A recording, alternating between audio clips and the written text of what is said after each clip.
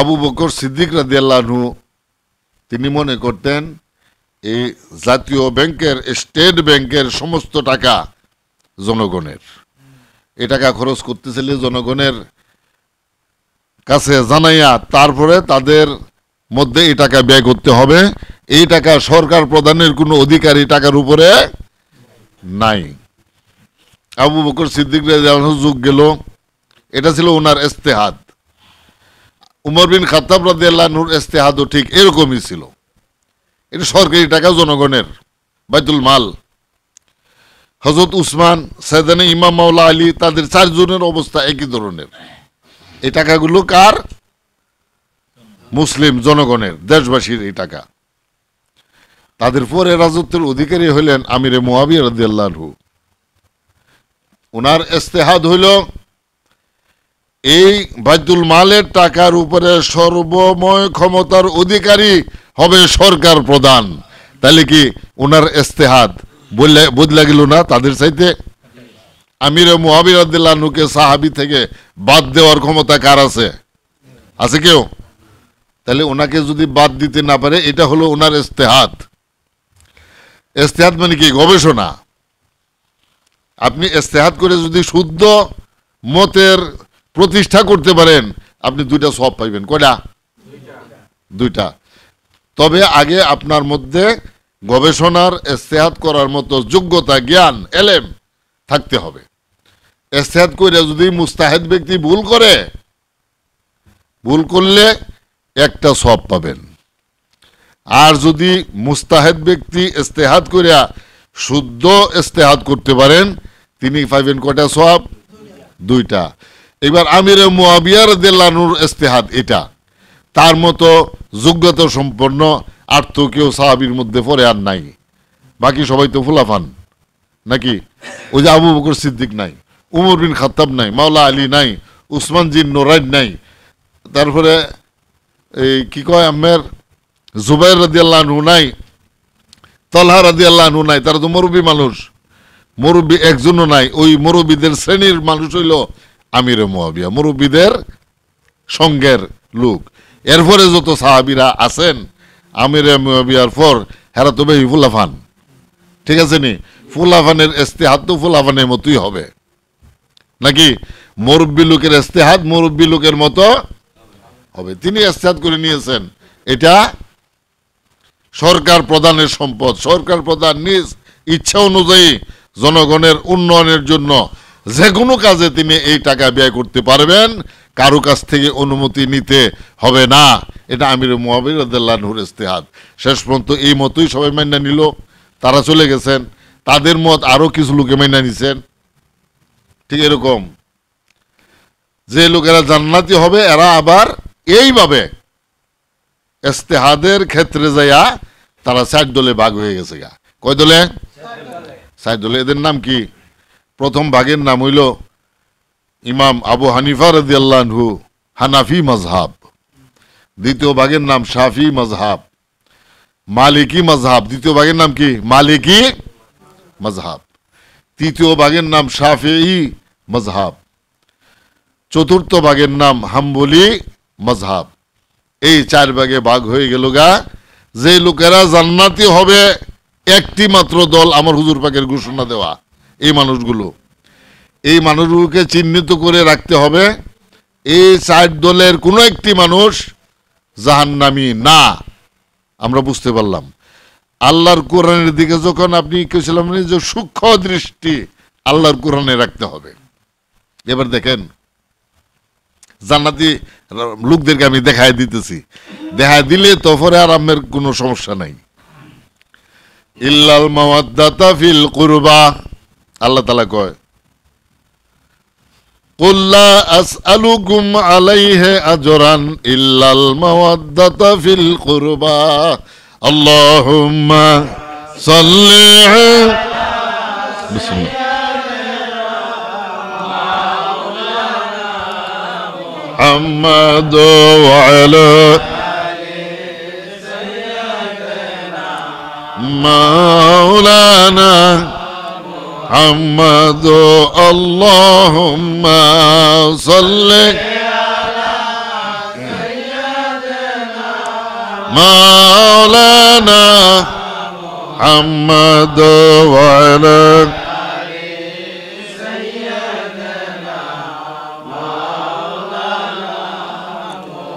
এই কোরআন শরীফ এটা তো একটা বইয়ের নাম নাকি? এটা কোনো সাধারণ খামখেয়ালি কোনো ঐতিহাসিক কোনো সাহিত্যিকের লেখা বই না, যুগ উপযোগী বই হচ্ছে এই কোরআন মজিদ। যুগ উপযোগী বলতে কি বোঝায়? 1400 বছর আগে যেরকম ছিল দুনিয়ার মানুষের জন্য যেই ধরনের হুকুম জারি করছে 1400 বছর পরে আজকেও দুনিয়ার মানুষের জন্য ওই একই ধরনের হুকুম জারি করতেছে এই কোরআন মজিদ, ঠিক কিনা? শুধু এই পর্যন্তই শেষ নয়, কিয়ামত পর্যন্ত দুনিয়াবাসীর জন্য। এই কারণে এই কোরআনই আল্লাহ তাআলা আরেক কয় এমনে, ইন কুনতুম ফি রাইবিম মিম্মা নাযালনা আলা আবদিনা ফাআতু বিসূরাতিম মিন মিসলিহি ওয়াদউ শুহাদাআকুম মিন দুনিল্লাহি ইন কুনতুম সাদিকিন। আল্লাহুম্মা সাল্লি মাওলানা মুহাম্মদ ওয়া আলা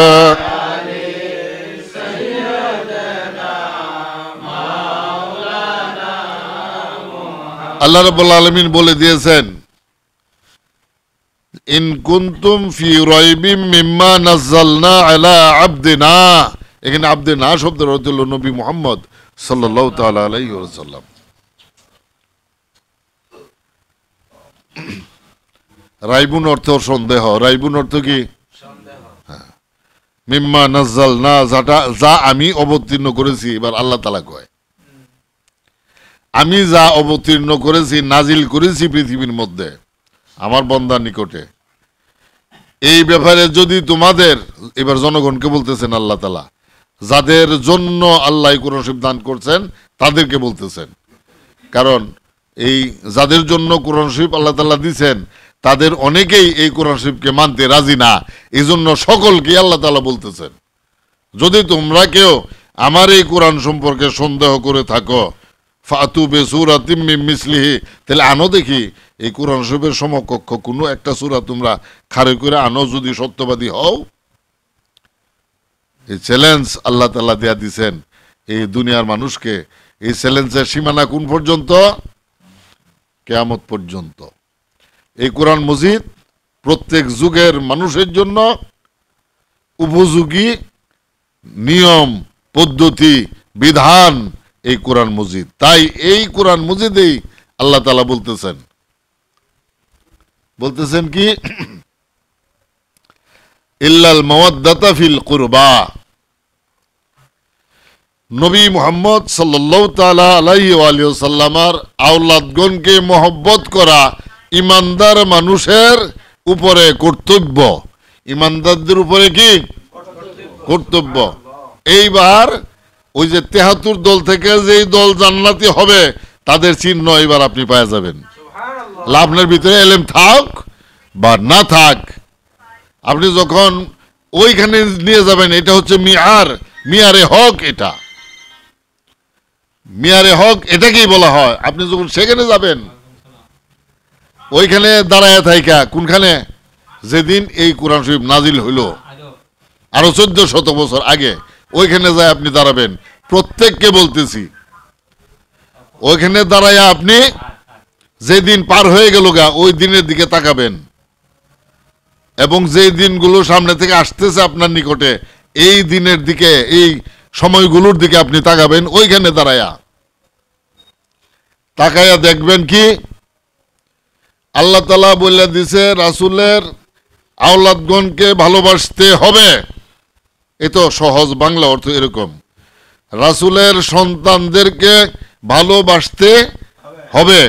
এবার রাসূলের সন্তান কারা এটা তো আমাদের আগে জানতে হবে, এরপর তো আমরা তাদেরকে ভালোবাসতে পারবো না।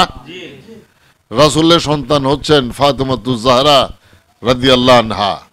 ফাতেমাতুজ জাহরা রাদিয়াল্লাহু তাআলা আনহার সন্তানগণ ইমাম হাসান ইমাম হুসাইন আলাইহিস সালাম, এই দুইজন থেকে কিয়ামত পর্যন্ত দুনিয়াতে যত মানুষ আসবে, কয়জন থেকে?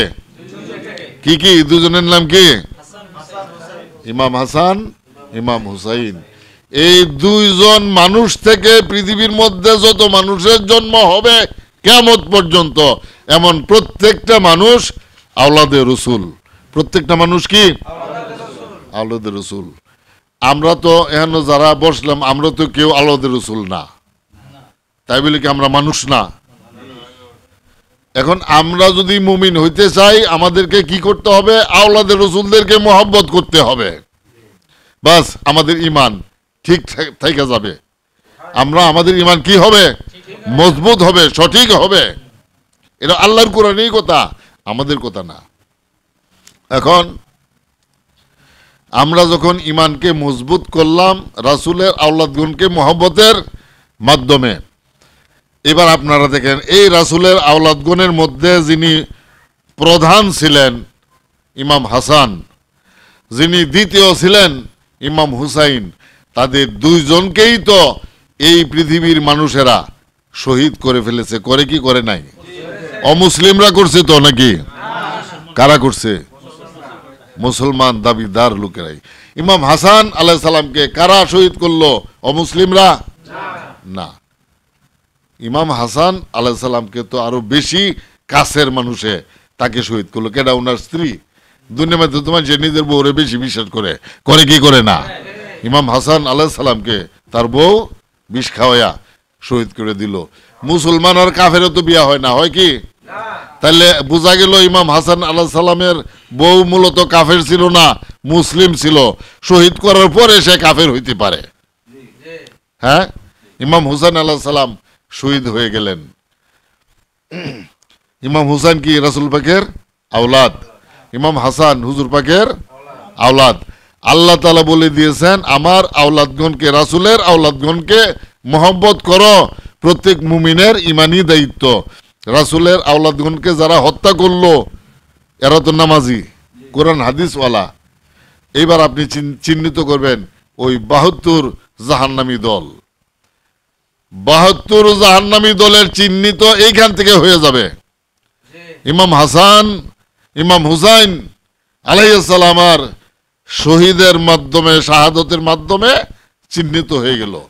এবার যখন আপনি এই মানুষগুলোকে চিহ্নিত করতে পারলেন, ওদের প্রতি, ওদের সঙ্গে আপনি মিশবেন না। যারা ইমাম হুসাইন, ইমাম হাসানের শহীদকে সমর্থন করে না, এরা হচ্ছে ভালো মানুষ, এরাই ফরিকে নাজিয়া, আহলুস সুন্নাত ওয়াল জামাত। এই আহলুস সুন্নাত ওয়াল জামাত, ফরিকে নাজিয়ার লোকগণ, আপনারা একটা জামায়াতের সংগঠনের অন্তর্ভুক্ত থাকবেন। আপনারা যদি 50 জন মানুষ একত্রিত হইতে পারেন, যারা জাহান্নামী, আপনাদের মোকাবেলা করতেছিলে তাদের 500 লোক লাগবে। কত? 50 জন লোক একত্রিত করা যে সহজ না, এটা কি আমরা জানি না? কারণ আমরা তো মুমিন লোক, আমরা তো আমাদের সকল সুন্নি লোকদেরকে একত্রে রাখার জন্য হরদম চেষ্টা করতেছি কি করতেছি না? আমাদের পিঠ বাঁকা হয়ে যাইতেছে এই 50 জন মানুষকে একত্রে রাখতে। আর আমরা জানি 50 জন কি ভালো মানুষ। এই 50 জন মানুষ কি ভালো মানুষ। ভালো মানুষগুলোকে একত্রে রাখা যদি কষ্ট হয়, খারাপ লোকদেরকে একত্রিত করা খুব সহজ। কি কোন? আরো বেশি কঠিন। তাহলে আপনারা মনক্ষুণ্ণ হবে না, লা তাহিনু ওয়ালা তাহজানু, মনক্ষুণ্ণ হবে না তোমরা, কেউ চিন্তাগ্রস্ত হইও না। ওই বাতিল লোকগণ তোমাদের সঙ্গে কোনো অবস্থাতেই টিকে থাকতে পারবে না। এই কথাটা আল্লাহ তাআলা কোরআন শরীফে বলে দিয়েছেন, ওয়াতাসিমু বিহাবলিল্লাহ, আল্লাহ তাআলার রশ্মিকে তোমরা খুব শক্ত করে ধরো। তাহলে আল্লাহর রশ্মি বলতে কি? এবার দেখেন, আওলাদে রসুলগণের ভিতর থেকে নবী মুহাম্মদ সাল্লাল্লাহু তাআলা সাল্লাম উম্মতগণকে সঠিক দিনের উপরে কায়েম রাখার জন্য আল্লাহুম্মা সাল্লি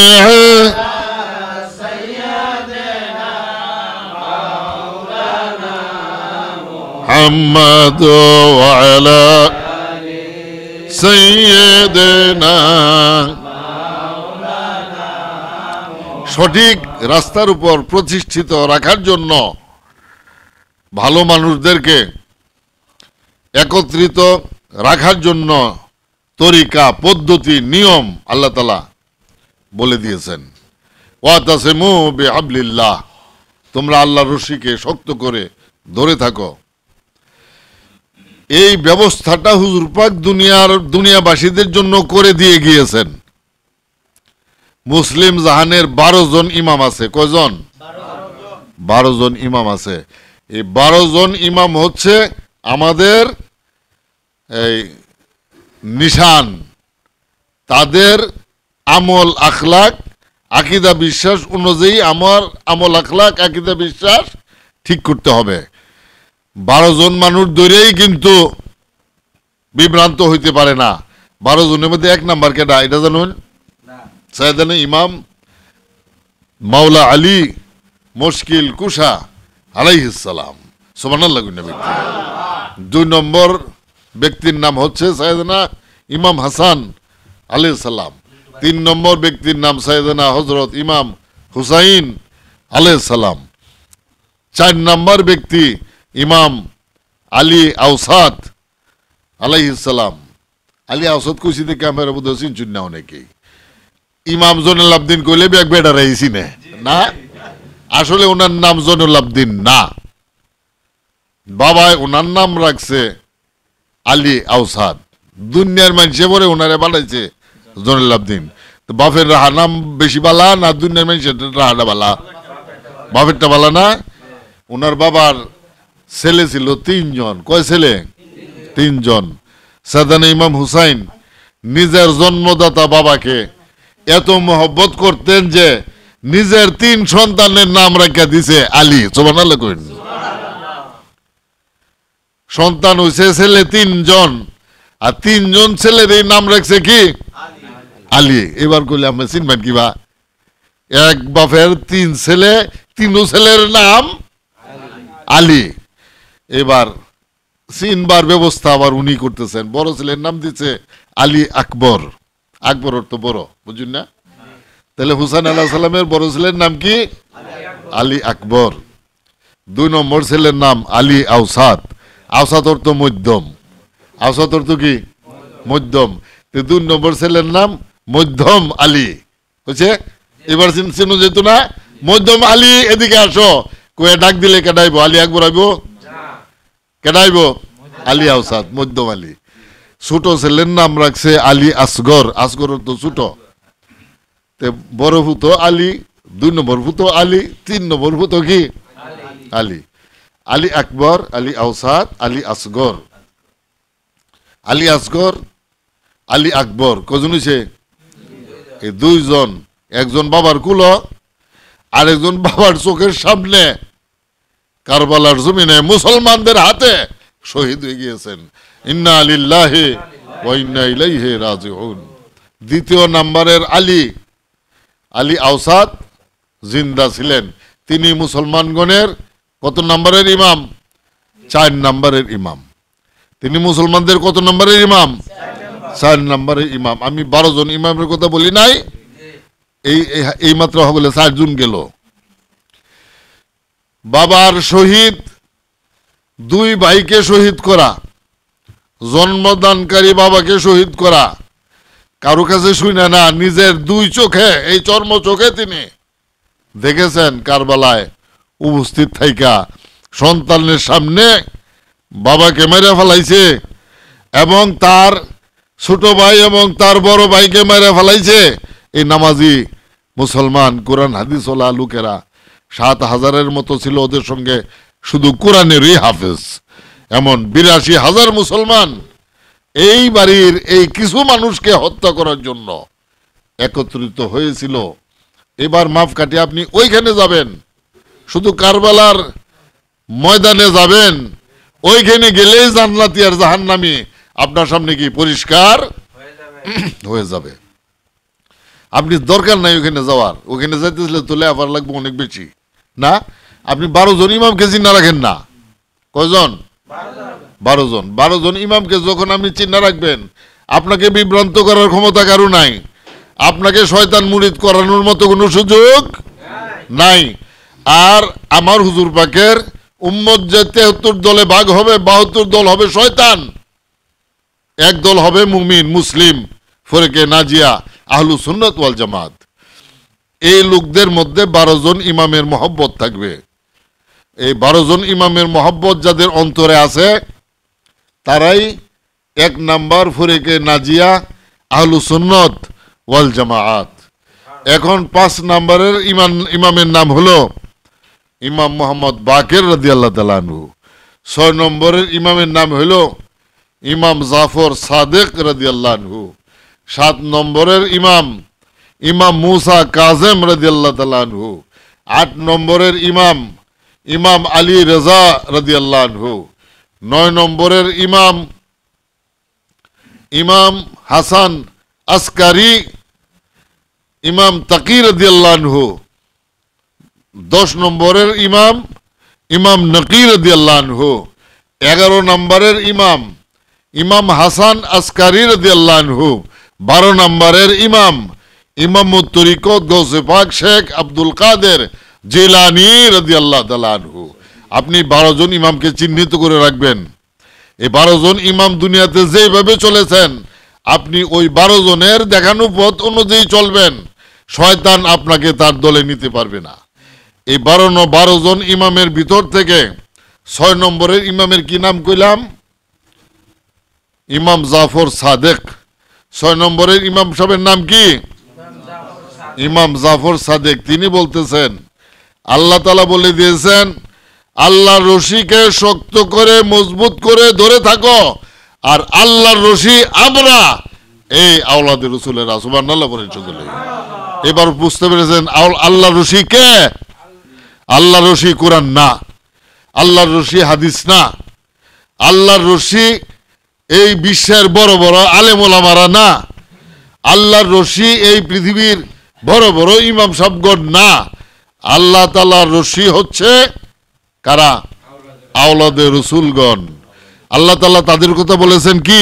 তাদেরকে মহব্বত করো। কতগুলো কার? আল্লাহর। এরপরে আবার বলতেছেন কি? তাদেরকে তুমি ধরে রাখো। এই কথাটা কার? এরপরেও বুঝবার বাকি রইল কোন লোক জান্নাতি আর কোন লোক জাহান্নামী। নিঃসন্দেহে নজদি, সালাফি, খারেজি, দেওবন্দি এই সমস্ত লোকেরা হচ্ছে ফরিকায় শয়তানি বিভ্রান্ত দল। এদের অন্তর্ভুক্ত হবেন না। এই সমস্ত লোকদের পিছনে নামাজে দাঁড়াবেন না। এই সমস্ত লোকদের কথায় আমল করবেন না। যদি করেন আপনিও জাহান্নামী হয়ে যাবেন। নামাজ আপনার কোনো কাজে আসবে না ঈমান যদি না থাকে। নবী মুহাম্মদ সাল্লাল্লাহু আলাইহি ওয়াসাল্লামের আওলাদগণের প্রতি ভক্তি ভালোবাসা আমাদের প্রত্যেকের কালবের মধ্যে আল্লাহ তাআলা সৃষ্টি করে দিন। সকলে বলুন আমিন।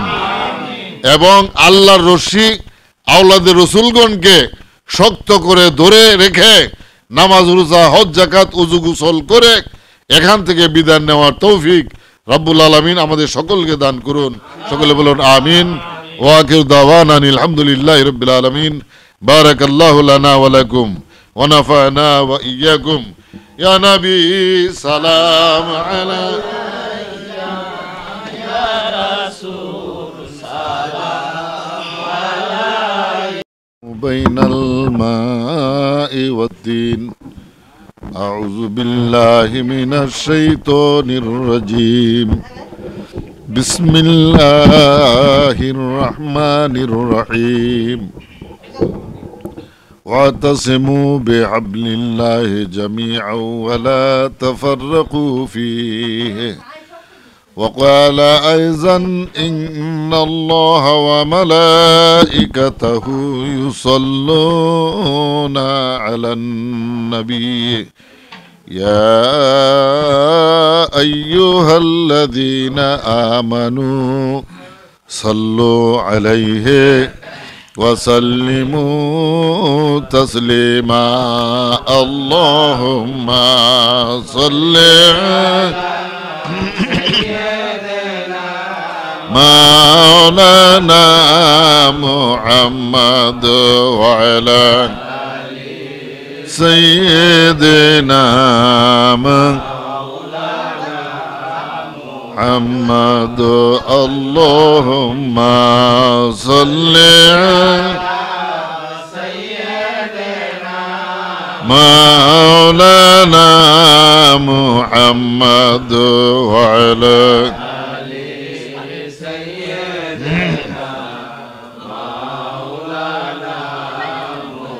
क्या मोहम्मद नाम है प्यारा रसूल अल्लाह का कुछ न कुछ तू मिल जाए सदका रसूल अल्लाह का अल्लाहुम्मा सल्ली अला مولانا محمد وعلى مولانا محمد اللهم صل مولانا محمد وعلى सैयदना सबके एक दिन मिलेंगे साथ हशर की बाजार में सब खरीद लेगा मोहम्मद सामने अल्लाह का अल्लाहुम्मा सल्ली अला मौलाना मुहम्मद वअला सय्यिदना अम्मा बाद मोहतरम हाज़रीन अस्सलामु अलैकुम व रहमतुल्लाहि ताला व बरकातुहू। আপনাদের সামনে কালামে মাজিদ থেকে ছোট্ট একখানা আয়াতে কারিমা আমি সর্বপ্রথম তেলাওয়াত করেছি। আল্লাহ সুবহানাহু ওয়া তাআলা ইরশাদ করেন ওয়াতাসিমু বিহাবলিল্লাহি জামিআ ওয়ালা তাফাররাকু ফীহি ওয়ালা তাতাফাররাকু ফীহি, এরকম কথা কুরআন মজিদে আছে। হাবলুন শব্দের অর্থ হইল রশি, দড়ি, শিকল। আল্লাহ রাব্বুল আলামিন আদেশ করতেছেন ওয়াতাসিমু, এটা বহু বচনের শব্দ, তোমরা সকলে মিলে ধারণ করো, ধরে রাখো বেহাবলিল্লাহ, আল্লাহ তাআলার রশিকে। ঠিক এই কথাটাই অন্যভাবে আল্লাহ তাআলা কুরআন মজিদের মধ্যে অন্য জায়গায় বলেছেন যে কুনু মা'আস সাদিকিন, এটাও বহু বচনের শব্দ। কুনু, তোমরা হয়ে যাও, মা অর্থ সঙ্গী, সাদেকিন সাদেক মানুষ, সাদেক লোকদের সঙ্গী হয়ে যাও। আল্লাহ রাব্বুল আলামিন আদেশ করেছেন। ওই দুই কথার অর্থ একই ধরনের, যদিও ভাষা ভিন্ন, উল্টাপাল্টা। বেহাবলিল্লাহি জামিআ, আল্লাহর রশিকে তোমরা শক্ত করে ধরে রাখো, ইহার মধ্যে তোমরা অবস্থান করো। এখন প্রশ্ন হইল এটা যে আল্লাহর রশি বলতে কি বোঝায়? বিভিন্ন মানুষে এই শরীয়তের ভিতরে যে সমস্ত লোকেরা ফেরকাবন্দির সৃষ্টি করলো, বাতিল ফেরকার লোকগণ এই শব্দটার বিভিন্ন অর্থ প্রকাশ করেছে।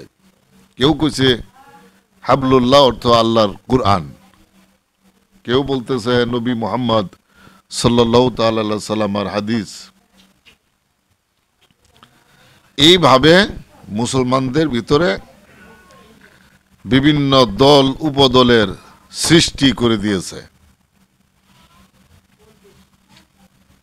50 জন মানুষের যদি একটা দল হয়, আল্লাহ সুবহান ওয়া তাআলা এই কোরআন মজিদেই ইরশাদ করেছেন 20 জন মুমিন একত্র হইলে 200 জন কাফেরের মধ্যে বিজয়ী হবে। সুবহানাল্লাহ পড়েন। কয়জন কাফের? 200। আল্লাহ তাআলা এই 200 জনের সমান বলেন নাই 20 জনকে। আল্লাহ তাআলা বলে দিয়েছেন এই 20 জন মানুষ 200 কাফেরের মধ্যে গালেব হবে, বিজয়ী হবে। তাহলে এই 20 জন আসলে 200-র উপরে কিনা বোঝা গেল তো। আল্লাহুম্মা সাল্লি পানি লাগবো মাওলানা মুহাম্মদ ওয়া আলা সাইয়্যিদিনা মুহাম্মদ আল্লাহুম্মা সাল্লি মাওলানা মুহাম্মদ ওয়া আলা সাইয়্যিদিনা।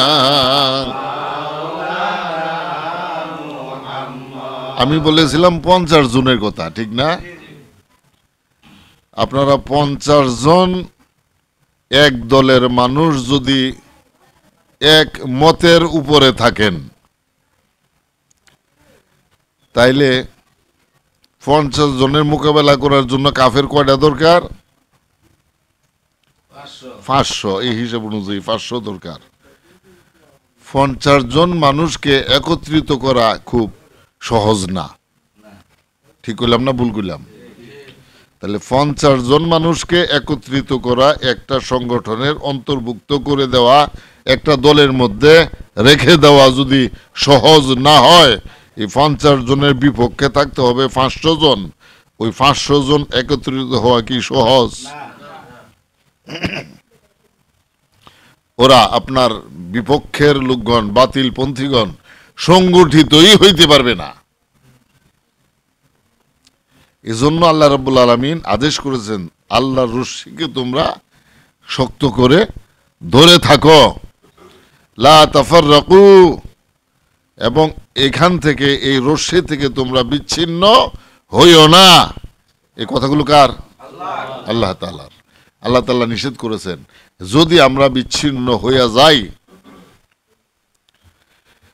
এই 50 জন খাঁটি ইমানদার মানুষ, আপনি ওই যে ইট আছে না, মানুষে বিল্ডিং বানায়, ইটের মধ্যে বিভিন্ন প্রকারের নাম্বার আছে, তো আছে না? এখন সর্বোচ্চ নাম্বারের ইট ইমানদার মানুষগুলো, মুমিন লোকগণ নিচে রাখবার লাগে এক প্লেট। ইমানদার মানুষগুলোর উদাহরণ 1 নাম্বারের ইটের মতো। 1 নাম্বার ইটগুলো যদি আপনি এখানে একটা স্তূপ বা টাল দিয়ে রেখে দেন রাস্তার কিনারে, রাস্তা দিয়ে মানুষ আসে যায়, একজনে ইন্দা গরু লয়ে গেছে, খুঁট গারবার লাগিয়া ইট একটা হাত করিয়া লয়ে গেছে, লইয়া যাওয়া কি সহজ না কঠিন? কেন? এখানে এটা টাল দেওয়া এবং একটার সঙ্গে আরেকটা লাগানো নয়, বিক্ষিপ্ত বিচ্ছিন্নভাবে পড়ে আছে।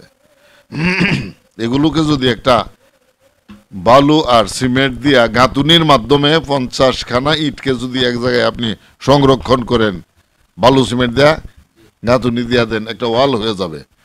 এটাকে কেউ আর বিচ্ছিন্ন বিক্ষিপ্ত ইট বলবে না, কি বলবে? ওয়াল।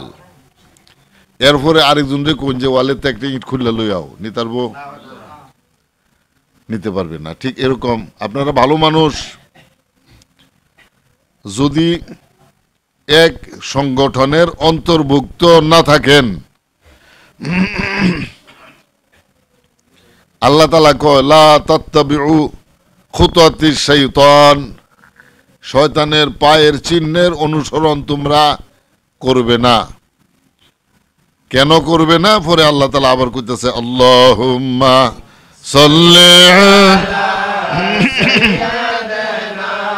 মাওলানা মুহাম্মদ সাইয়্যিদিনা মুহাম্মদ আল্লাহুম্মা সাল্লি মাওলানা মুহাম্মদ ওয়া আলা মাওলানা ইন্নাহু লাকুম আদুউম মুবিন। আদুউন অর্থ দুশমন, শত্রু। আদুউন অর্থ কি? দুশমন। মুবিন শব্দের বাংলা অর্থ হলো প্রকাশ্য, সুস্পষ্ট। ইন্নাহু অবশ্যই সে, এখানে হু অর্থ শয়তান, ইন্না অর্থ নিশ্চয়ই, লাকুম তোমাদের জন্য, এখানে মুমিনগণকে আল্লাহ তাআলা বলতেছেন। সুবহানাল্লাহ বলেন। শয়তান মুমিনগণের প্রকাশ্য সুস্পষ্ট দুশমন, শত্রু, বন্ধু না, দুশমন। শত্রু আপনার ক্ষতি করতে পারবে না যদি আপনি এই 50 জন ভালো মানুষ একটা সংগঠনের অন্তর্ভুক্ত থাকেন। এখান থেকে একটা মানুষকে ফসকাইয়া ছুটাইয়া শয়তান তার দলে নিতে পারবে না। আর এই মানুষগুলো যদি বিচ্ছিন্ন থাকে, একটু আগে বলি নাই যে গরু খুঁটকাবার লাগে এক বিডি একটা লয়ে গেছে গাতুরা, আরেকদিন আরেক সারা আরেকটা লয়ে যাবো গা, 3 মাস পরে গিয়া দেখবেন 50টা ইটের মধ্যে 20টা, আর 3 মাস পরে যান গিয়া দেখবেন আর একটাও নাই। কিভাবে শেষ হইল? বিচ্ছিন্ন থাকার কারণে।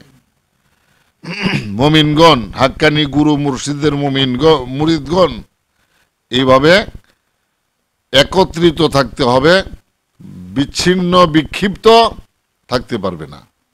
সাহাবায়ে কেরামের এক দল, 40 জনের একটা দল রওনা করছে। প্রত্যেকের কাছেই কম বেশি টাকা আছে। 40 জনের ভিতরে একজনের কাছে 1 পয়সাও নাই। সাহাবীদের মধ্যে যিনি প্রধান ছিলেন, তাদের একজনে বললেন সবাই 1 টাকা করে দাও। 1 টাকা করে দেওয়ার পরে একত্রিত করার পর যার কাছে 1 পয়সাও নাই তাকে দিয়ে দেওয়া হলো। এবার কি সেও টাকাওয়ালা হইল কি হইল না? যারা টাকা দিছেন তাহে তো দিছে মাত্র 1 টাকা, নাকি? যেই বেড়ে টাকা দিছে, কত দিছে? 1 টাকা। এই টাকা যাকে দেও, যার জন্য দিছে, হ্যাঁ কয় টাকা পাইছে? 40 টাকা হ্যাঁ পাই গেছে গা। এবার সবাই এক সমান দুনিয়ে গেল গা। ঠিক আছে না? এইভাবে যখন আমরা এক কথায় এক মতে আমরা চলবো, আমাদের দুশমন শয়তান। শয়তান কারা?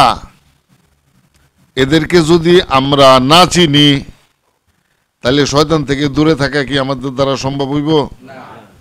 তাহলে শয়তানকে আমাদের আগে চিনতে হবে। শয়তান কিভাবে চিনবেন? শয়তান চিনার নমুনা হইল এটা, রাসূল পাক সাল্লাল্লাহু তাআলা আলাইহি সাল্লামের হাদিস। আমার হুজুর পাক সাল্লাল্লাহু আলাইহি ওয়াসাল্লাম ইরশাদ করেন, আমার উম্মত 73 দলে ভাগ হবে। কয় দলে ভাগ হইব? 73 দলে। এই 73 দলের 73 ভাগের উম্মতগণ সকলেই কিন্তু আবার নামাজি, বেনামাজি না কেউ। এই যে 73টা দল হলো, 73 দলের প্রত্যেকেই কি? নামাজি, প্রত্যেকেই রোজাদার, প্রত্যেকেই যাকাত দেয়, এমন সকলেই বাইতুল্লাহ শরীফের হজ করে, এমন ৭৩ জন প্রত্যেকেই কালমা শরীফ পড়ে লা ইলাহা ইল্লাল্লাহু মুহাম্মাদুর রাসূলুল্লাহ, সকলেই এইভাবে নামাজ পড়ে। এমন লোকদের সংগঠন বা দল হবে ৭৩টা। কয়টা হইব? আমার হুজুর পাক ইরশাদ করেন, এই ৭৩ সংগঠন থেকে ৭৩ দল থেকে একটি মাত্র দল হবে জান্নাতি, আর বাকি ৭২ দলের প্রত্যেকটা মানুষই হবে জাহান্নামী। এবার বলেন আপনি, যে বেটা জাহান্নামী, হুজুর পাকের হাদিস শরীফ অনুযায়ী মুসলমানদের ভিতরে জাহান্নামীদের সংখ্যা বেশি না জান্নাতীদের সংখ্যা বেশি? হ্যাঁ, এটা তো আর অঙ্ক করে বোঝানোর দরকার নাই। তারা ৭২ জন, আর এক দল আছে একজন। এটা কি অঙ্কের দরকার আছে? আরো ক্যালকুলেটর লাগবে বুঝাইবার লাগিয়া। এবার ওই যারা জাহান্নামী হবে ৭২ দলের মানুষ সকলেই নামাজি। আল্লাহর কসম, এই মানুষগুলো 5 ওয়াক্ত নামাজ আদায় করে, আল্লাহর কোরআন শরীফ পড়ে।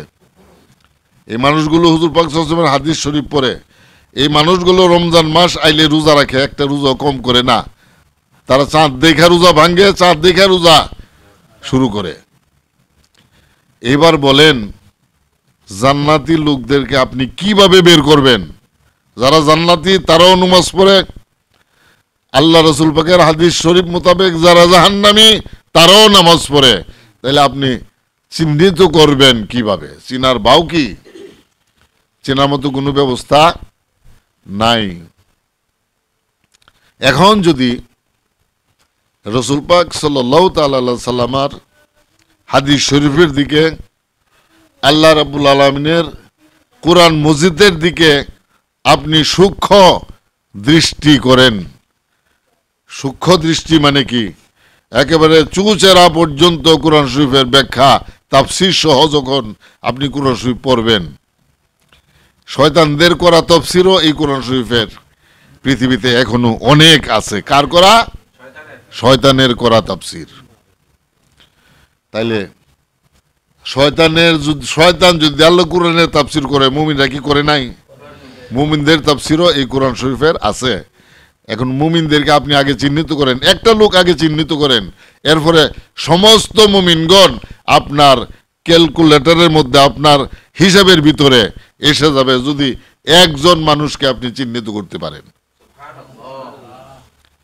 এই জান্নাতি মানুষগণ আরেকবার 4 দলে বিভক্ত। জান্নাতি লোকদের দল কয়টা? 4টা। মূলত এদের দল একটা। ওই একটা দল আরেকবার 4 ভাগে ভাগ হয়ে গেছে। আর এই ভাগ হওয়াটা এটা কোনো কঠিন বিষয় না। আল্লাহ রাসূল পাকের সাহাবীগণের মধ্যেও দেখা গেছে হুজুর পাক সাল্লাল্লাহু তাআলা আলাইহি ওয়া সাল্লাম এই দুনিয়া থেকে বিদায় নেওয়ার পরে সাহাবীদের ভিতরে মতবিরোধ ছিল। এক অঞ্চলের সাহাবীর কামকাজ ছিল এরকম, আরেক অঞ্চলে গিয়ে দেখেন তাদের কামকাজ ওই রকম। তারা যে হুজুর পাকের সঙ্গে দেখা করছে দুনিয়া থেকে বিদায় নেওয়ার আরো 10 বছর আগে, এরপর আর মদিনা শরীফ তারা আসতে পারে নাই। 10 বছর আগে যে হুজুর পাকের হাদিস তারা শুনেছিল, এটার উপরেই তারা আছে। এরপরে 10 বছর পর পর্যন্ত যারা হুজুর পাকের সঙ্গী ছিল, তারা তো হুজুর পাক মাঝে মাঝে কথা বদলায় দিছেন। তাহলে বদলানি কথাগুলো তো তারা পায় নাই আগের লোকরা। আপনারা দেখেন না, খলিফা সিদ্দিক আকবর রাদিয়াল্লাহু তাআলা আনহু ট্রেজারি কোন একটা জাতীয় ব্যাংক, যেটা ঠিক আছে না, জাতীয় ব্যাংক। এই আমাদের বাংলাদেশের জাতীয় ব্যাংকের নাম হইল বাংলাদেশ ব্যাংক, ঠিক আছে না? এখন এটাকে আরবিতে বলা হয় বাইতুল মাল, সরকারি ব্যাংক। এই ব্যাংকের সমস্ত টাকা সরকারের।